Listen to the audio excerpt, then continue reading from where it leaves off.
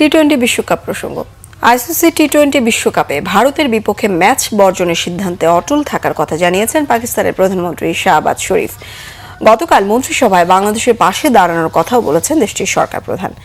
শনিবার ভারত ও শ্রীলঙ্কায় শুরু হচ্ছে টি-20 বিশ্বকাপের 10ম আসর। 15 ফেব্রুয়ারি কলম্বোয় গ্রুপ পর্বের ম্যাচে মুখোমুখি হওয়ার কথা চিরপ্রতিদ্বন্দ্বী ভারত পাকিস্তানের, কিন্তু গত রবিবার পাকিস্তান সরকার সামাজিক যোগাযোগ মাধ্যমে জানিয়ে দেয় ম্যাচটি তারা খেলবেন না।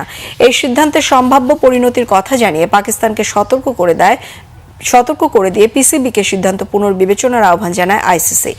বাংলাদেশ নিরাপত্তার শঙ্কায় ভারতে বিশ্বকাপ খেলতে যেতে রাজি না হওয়ায় আইসিসি তাদের জায়গায় স্কটল্যান্ডকে সুযোগ দেওয়ার পরে ভারতের বিপক্ষে ম্যাচ বর্জনের সিদ্ধান্ত জানায় পাকিস্তান সরকার।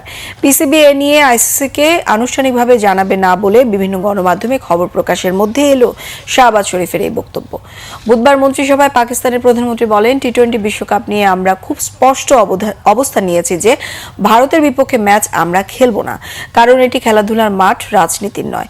ক্রীড়াক্ষেত্রে কোনো রাজনীতি থাকা উচিত নয়। আমরা খুব ভেবেচিন্তে অবস্থান নিয়েছে এবং আমাদের সম্পূর্ণরূপে বাংলাদেশের পাশে দাঁড়ানো উচিত। আমি মনে করি খুব উপযুক্ত সিদ্ধান্ত এটি।